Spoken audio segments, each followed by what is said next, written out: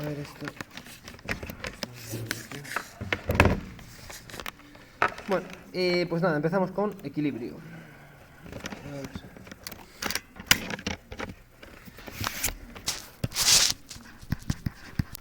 Equilibrio. A ver, acabamos de terminar cinética, ¿no? Y lo hemos entendido todo súper bien. Cuando yo tengo una reacción de la forma A moles de A más B moles de B para dar C moles de C más D moles de D, cuando queráis empezamos. Entonces, hemos definido, ¿no?, la cinética, ¿verdad? La velocidad de reacción, ¿sí?, como K, esa constante cinética, ¿verdad?, por la concentración de A elevado a alfa por la concentración de B elevado a beta, ¿vale?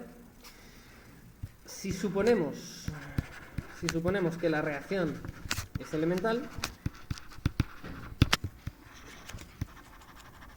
entonces resulta que esa velocidad de reacción viene dada por la constante cinética y la concentración de A elevado a A por la concentración de B elevado a B, ¿verdad?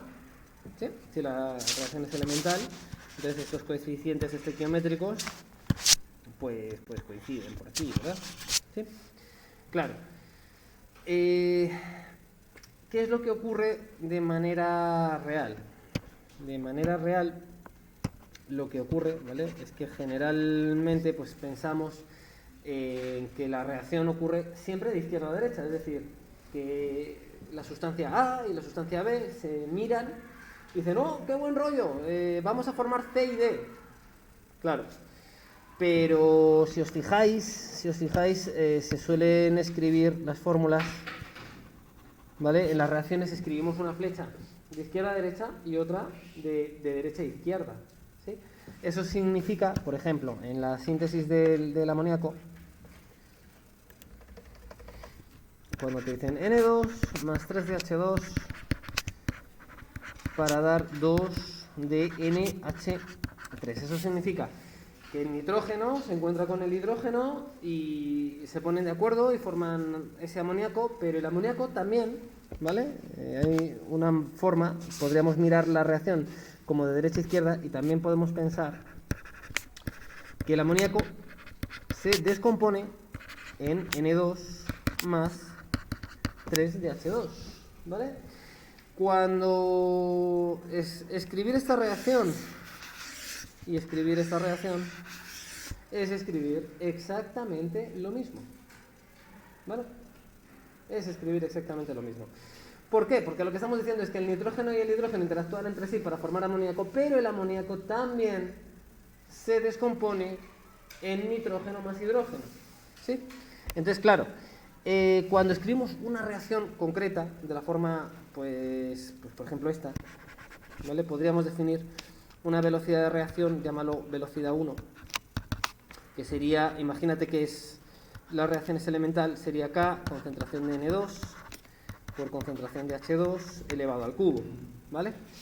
Aquí, en esta segunda reacción que hemos escrito, ¿vale?, la reacción de descomposición del amoníaco en sus constituyentes sería otra constante cinética, ¿verdad? K', llámala si quieres. Ole, qué bien, la que he liado. Venga. K' multiplicada por la concentración de NH3. ¿Sí?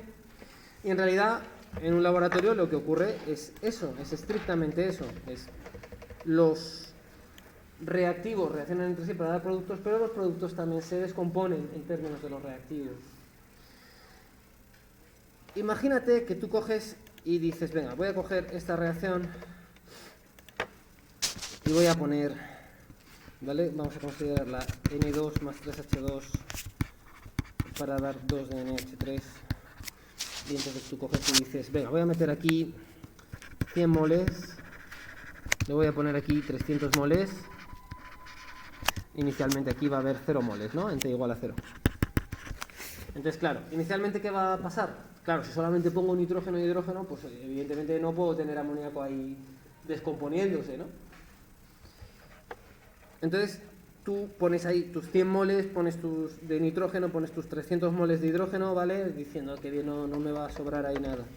Y dejas que reaccione, ¿no? Entonces cuando llevas segundos de reacción, ¿no? Ya, ¿por qué no escribe? Está pasando a mí, es un horror. Cuando llevas 5 segundos de reacción, pues imagínate, ya llevas aquí 90 y aquí pues tendrás 270 y aquí se te habrán formado 20, ¿verdad? Y entonces continúa la reacción, claro.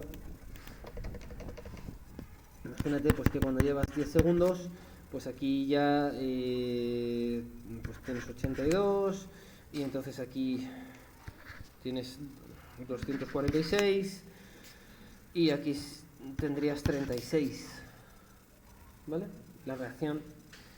Claro, en el momento en el que tú tienes 0 moles aquí al principio, cuando ha empezado la reacción, si pensamos en términos de la reacción inversa, la reacción que produce amoníaco, o sea, que descompone amoníaco en sus integrantes, ¿no? en sus componentes, evidentemente esa concentración de NH3 es 0.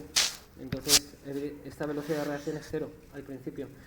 Pero conforme la reacción directa va funcionando, se te van produciendo cada vez mayores cantidades de amoníaco. Y el amoníaco, de manera espontánea, evidentemente, también reacciona para devolver los componentes. De tal manera que estamos echando a pelear la velocidad de la reacción directa con la velocidad de la reacción inversa, ¿vale? Y ocurre un momento, hay un momento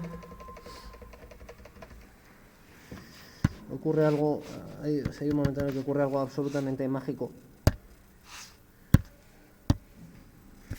No sé, es cuando el t es igual al tiempo de equilibrio, que depende de, pues para cada reacción es 1, ¿vale? Llega un momento en el que estos valores que tienes aquí, ¿vale? Las cantidades permanecen constantes, ¿vale? Entonces, se dice que hemos alcanzado el estado de equilibrio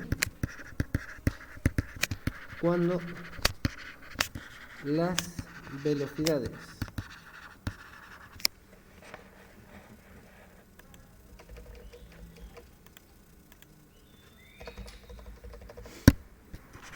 de la reacción directa e inversa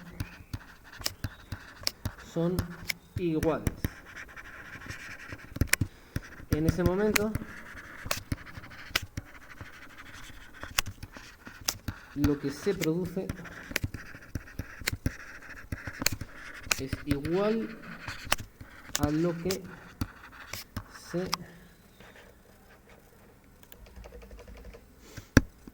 descompone, de tal manera que las concentraciones de reactivos y productos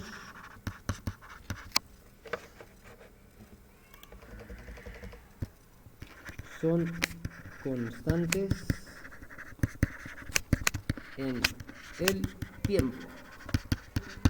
¿Sí? Sí, perdón.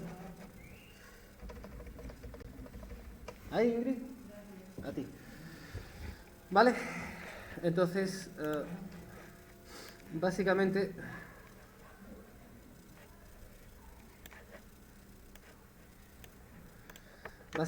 ¿cuál es la idea? En el momento en el que tú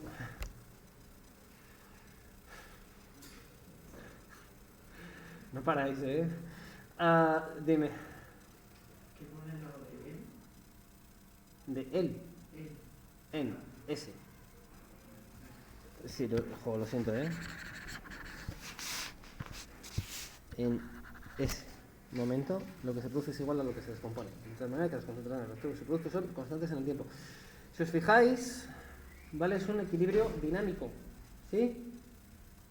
Es decir, tengo nitrógeno, ¿vale? Si quieres puedes pensar, el nitrógeno se junta con el hidrógeno y produce NH3 y el NH3 se descompone en nitrógeno más hidrógeno y la velocidad de esta reacción es igual a la velocidad de esa otra reacción, de tal manera que si yo mido qué cantidad de nitrógeno, qué cantidad de hidrógeno y qué cantidad de amoníaco tengo, ¿vale? Esas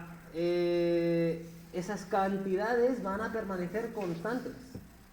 Pero permanecen constantes no porque no se muevan, sino porque lo que se produce es igual a lo que se destruye. ¿Sí? Imagínate que tuvieras una población en la cual el número de nacimientos igualase el número de muertes. Tendrías siempre la misma cantidad de población, pero no tendrías siempre las mismas personas, claro. ¿Vale? ¿Sí?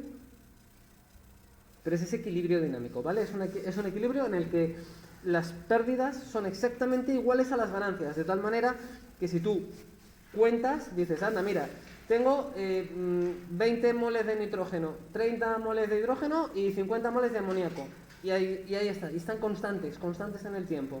Vale, has alcanzado el equilibrio. Pero es un equilibrio dinámico, ¿vale? ¿Sí? Porque de esto de lo que vamos a hablar es de equilibrio.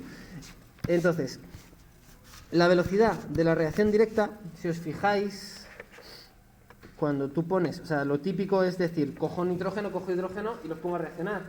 La velocidad de la reacción directa, si te fijas, al principio la concentración de nitrógeno y de hidrógeno va a ser máxima, ¿verdad?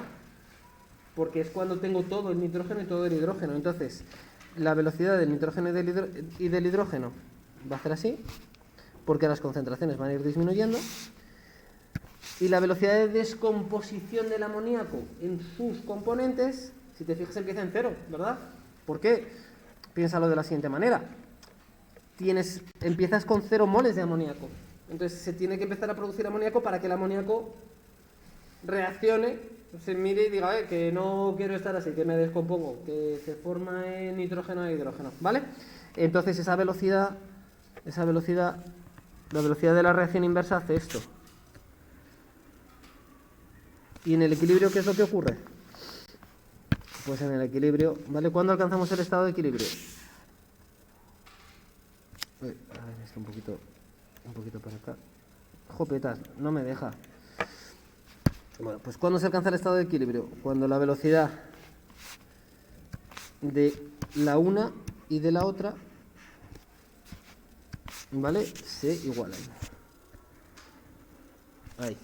Cuando ya son iguales, no observo cambios, pero no observo cambios debido a un equilibrio que es dinámico, debido a que lo que se produce es igual que lo que se destruye, de tal manera que no mido variaciones. ¿Ok, Mackay?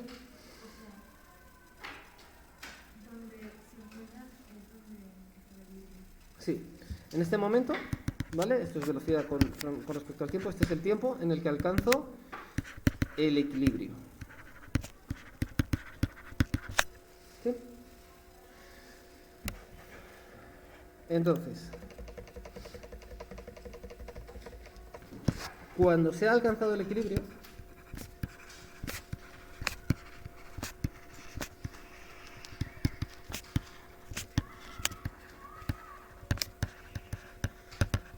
¿me preocupa el tiempo que necesito tardar en alcanzar el equilibrio? Pues cuando estamos hablando de equilibrio, no. ¿Vale? Eso es cinética, es un problema de la cinética, no del equilibrio, ¿vale? Hay veces que hay reacciones que tardan un montón de tiempo en alcanzar el equilibrio y hay reacciones que alcanzan el equilibrio súper rápido, ¿vale? No me importa cuánto tiempo tardo en alcanzar el equilibrio. Lo que pasa, en los problemas te van a decir, se alcanza el equilibrio de tal manera. Entonces tú dices, vale, pues ya está. Ya estamos en ese feliz momento en el que las velocidades se han igualado. Fíjate, si la velocidad de la reacción directa es K concentración de A elevado a concentración de B elevado a B.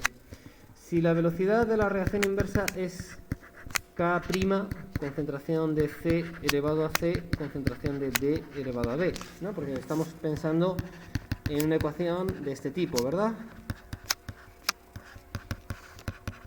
Cuando pienso en la reacción inversa, los reactivos son C y D y producen A y B, ¿vale? Entonces, fíjate qué es lo que pasa cuando se ha alcanzado el equilibrio.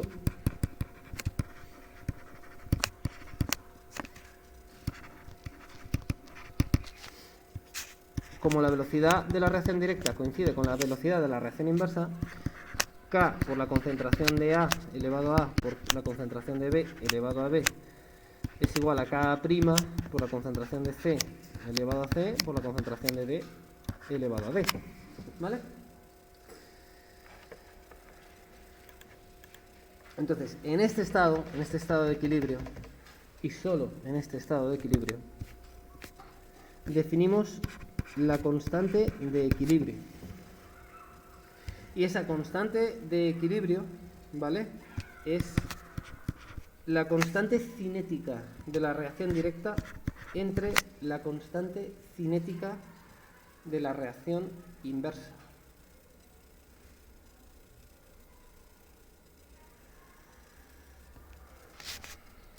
Entonces, si os fijáis, lo podemos despejar de aquí, ¿vale? ¿Lo veis? K entre K' es igual a la concentración de C elevado a C multiplicado por la concentración de B elevado a D partido de la concentración de A elevado a partido, o sea, por la concentración de B elevado a B. ¿Sí? Esta constante de equilibrio, ¿vale?, recibe el nombre de constante de equilibrio referida a las concentraciones.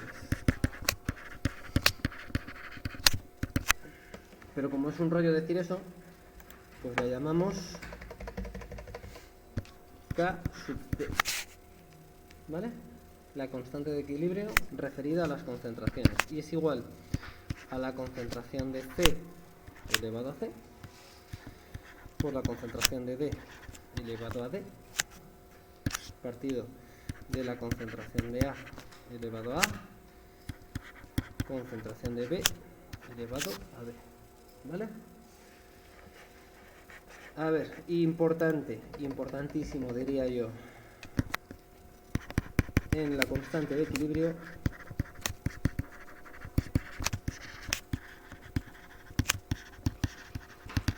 solo se tienen en cuenta las especies que están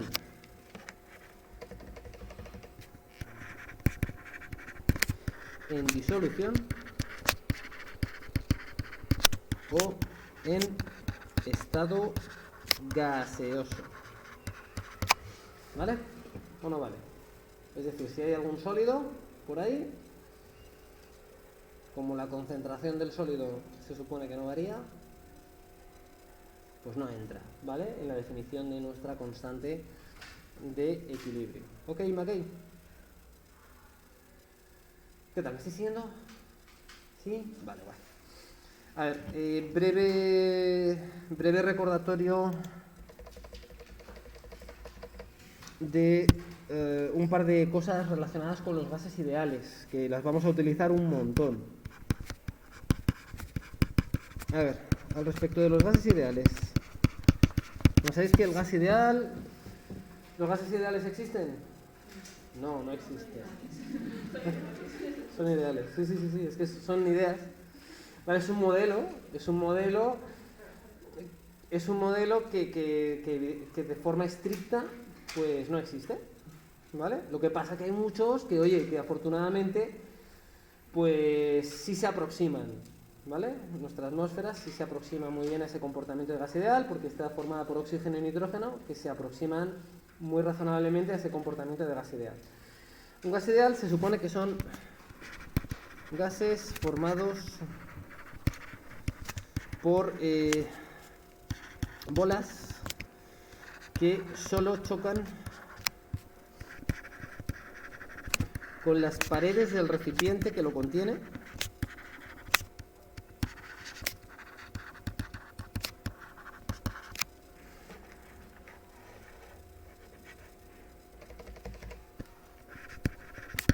Es decir, no chocan entre ellas.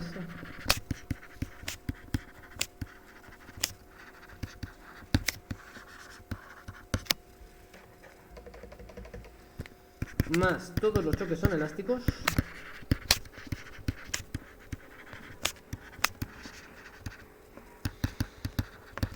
Que los choques sean elásticos significa que no hay pérdida de energía en ninguno de esos choques, ¿vale? Lo cual es estrictamente hablando mentira. Mentira y gorda, ¿vale? Pero